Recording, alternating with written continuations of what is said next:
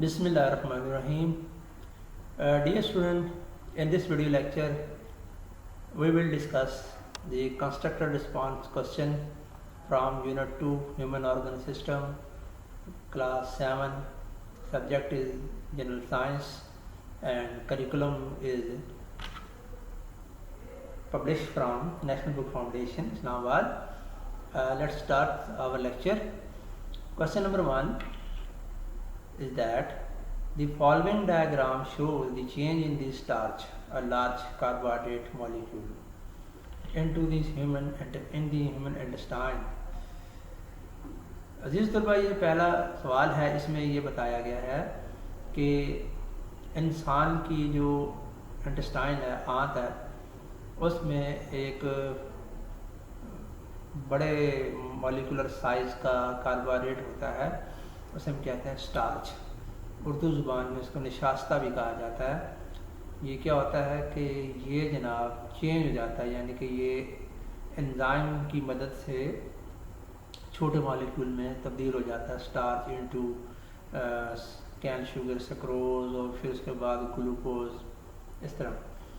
तो इसके जो है ना, यहाँ पे कुछ क्वेश्चन, पहले तो आप टेक्स्ट बुक में ये डायग्राम वहाँ देख लेंगे। तो यहाँ तो मैंने इसको सॉल्व करके डिस्कस किया हुआ है, तो वहाँ डायग्राम को जब आप देखेंगे बगौर, तो फिर यहाँ पे सवालात को समझ के आप उसके जवाब को समझ भी लेंगे। पहले क्वेश्चन को समझेंगे, फिर जवाब समझ आएगा। पहला क्वेश्चन क्या है? Name the food molecule and nutrient molecule in the figure. उस फिगर में, डायग्राम में, तस्वीर में जो फूड मॉलिक्यूल है या न्यूट्रिएंट मॉलिक्यूल है, वो कौन, इसका नाम बताएं। तो डेफिनेटली हमें क्या दिया गया? स्टार्च दिया गया।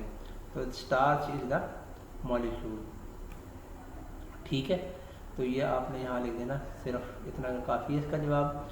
देन क्वेश्चन 2, क्वेश्चन बी जो है, ये सेकंड क्वेश्चन है। How starch is converted in glucose. तो इसका जवाब इस तरह है, starch break down to shorter या स्मॉलर ग्लूकोज चेन। तो स्टार्च जो होता है वो ब्रेक डाउन हो जाता है with the help of enzyme activity, और वो ग्लूकोज पे मुश्तमिल छोटी छोटी जो है ना चेन में, छोटी छोटी ब्रांचेस में तब्दील हो जाता है in human intestine. C part जो है क्वेश्चन 1 का, वो ये कुछ इस तरह से है कि glucose molecule do not have to be digested but starch molecule do.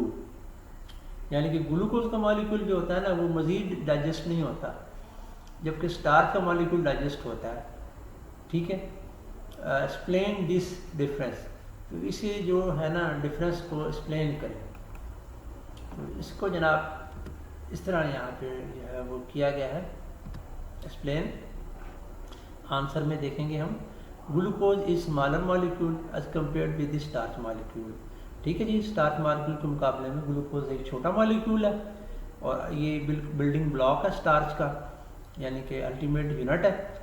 इससे छोटा यूनिट और कोई नहीं है। तो due to small size the glucose molecule is immediately use as a energy molecule by cell.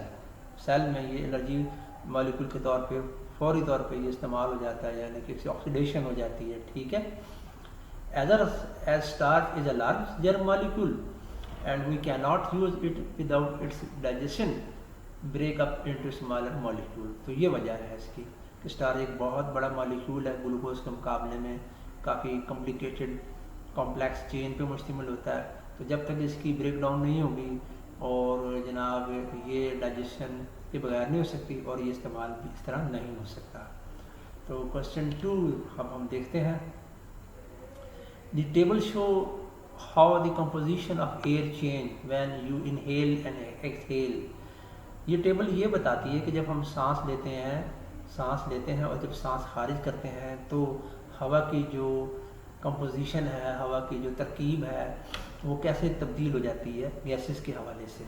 तो इसमें आप देखें यहाँ पर, यानी कि सब्सटेंसेस, हम जब सांस लेते हैं उस हवा में ऑक्सीजन होती है, ठीक है, कितनी है? जब हम सांस लेते हैं, जिस्म में दाखिल करते हैं बजरिया नाक, ठीक है, तो 21% है, और जब सांस खारिज करते हैं 16% है ऑक्सीजन। कार्बन डाइऑक्साइड जब हम सांस लेते हैं तो 0.04% होती है, जबकि जब खारिज करते हैं तो 4% होती है। नाइट्रोजन 78% है, यहाँ भी 78% है, यानी कि ये यूज़ नहीं होती, इसका कोई लेन देन नहीं है गैसेस एक्सचेंज में जो हमारे लंग्स में हो रहा है। और वाटर वेपर्स ये वेरिएबल होते हैं, यानी कि हवा में जब हम सांस ले रहे हैं तो नमी के तनाव से मुख्तलिफ हो सकता है, लेकिन जब हम सांस खारिज करते हैं तो वो सांस जो होता है उसकी जो हवा है वो नमी से भरपूर होती है, सैचुरेटेड होती है। तो इसके सवालात को देख लें। Why oxygen percentage is reduce in the air and that is breathe out.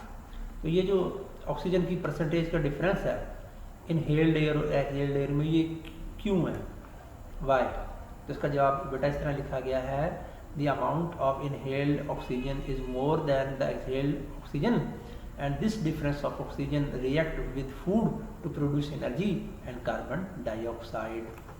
ठीक है, तो ये जो फ़र्क है ना 21% इनहेल की और जो रिलीज़ हो रही है 16%, तो ये जनाब तकरीबन आप कह लें कि 5%, और बाद किताबों में 20% भी लिखा हुआ है यहाँ पर, तो फिर 4 का आएगा डिफरेंस। ये जो है ना क्या होता है कि ये सेलुलर ऑक्सीडेशन में इस्तेमाल होती है ग्लूकोज के, और कार्बन डाइऑक्साइड पैदा होती है। देन क्वेश्चन आप 2 देखें, amount of which gas remain unchanged and why. तो अमाउंट जो होती है ना वो नाइट्रोजन की अनचेंज रहती है क्योंकि ये यूज़ नहीं होती है गैसेस चेंज में। अब आप 3rd क्वेश्चन को देखें, why carbon dioxide percentage is increase in exhaled air. जब हवा जो हम खारिज करते हैं मुंह के ज़रिए सांस के अमल के दौरान, इसमें कार्बन डाइऑक्साइड की मिकदार परसेंटेज ज़्यादा क्यों होती है? ठीक है, because a part of inhaled oxygen react with the food molecule to produce energy and carbon dioxide, यानी कि फूड मॉलिक्यूल के साथ ऑक्सीजन का ये हिस्सा जो है 4% या 5% इस्तेमाल होता है ना, तो एनर्जी पैदा होती है और ग्लूकोज की ब्रेकडाउन से, और carbon dioxide as a waste पैदा होती है, तो इसलिए एक्सहेल्ड कार्बन डाइऑक्साइड होती है ज़्यादा, यानी 4% होती है। तो क्वेश्चन 3 पे आ जाए। क्वेश्चन 3 जो हमें क्या कह रहा है, क्वेश्चन 3 ये बता रहा है, following diagram show structure of artery, capillary and when. Diagram text book में शो कर रही है इनकी स्ट्रक्चर, आर्टरी है, कैपिलरी है और वेन है, यानी पूरा नेटवर्क है। तो देखें, which blood vessel can be seen only through microscope. तो वो है जी artery, sorry capillary.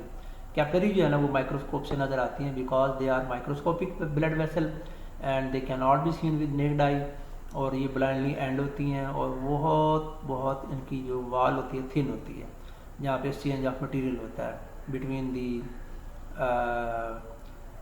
Capillary and tissue. ठीक है जी। क्वेश्चन 3 का पार्ट 2 है, which blood vessel will hold more blood than the other 2।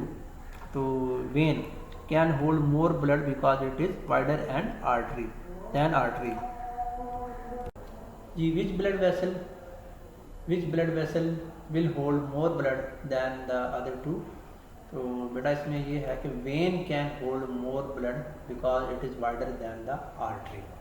इसके अंदर जो कैविटी है जिसको हम ल्यूमेन भी कहते हैं, ये ज़्यादा कुशादा होती है आर्टरी के मुकाबले में, ये ब्लड ले सकती है, होल्ड कर सकती है दुगना। 3rd पार्ट क्वेश्चन 3 का, why pulse is produce only in arteries. The pulse is produced as the heart pulses blood through the arteries। क्योंकि जनाब हार्ट जो है वो आर्टरी के ज़रिए ब्लड को जो है ना वो भेजता है ऑक्सीजन की ब्लड को पूरी बॉडी में, इसलिए आर्टरीज जो हैं वो क्या करती हैं, पल्स करती हैं। इनमें यानी कि जो है ना रिदमिक ये आपको नज़र आती है waves. The wall of arteries are thick, muscular and capable of contraction and therefore push the blood through the body along the circulatory route away from the heart. That is why pulse is produced only in arteries।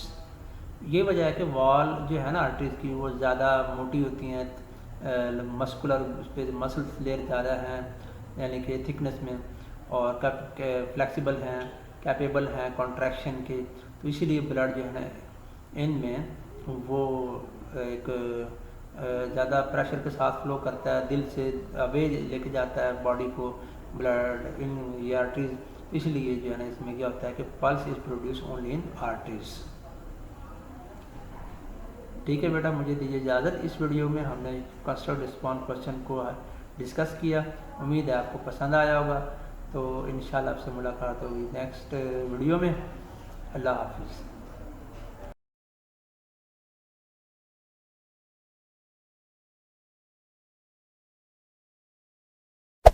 Hey there.